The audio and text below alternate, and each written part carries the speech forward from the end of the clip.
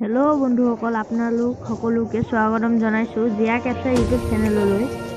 আজি আমি উপস্থিত আছো মহাপুৰুষ শ্ৰীমন্ত শংকৰদেৱৰ জন্মস্থান বৰদোৱা আলিপুখুৰীত আৰু মই জিয়া কেপচাৰ চেনেলৰ জৰিয়তে সমূহ অসমবাসী ৰাইজক বৰদোৱা ফাকুৱা মহোৎসৱ দেখুৱাব বিচাৰিছো।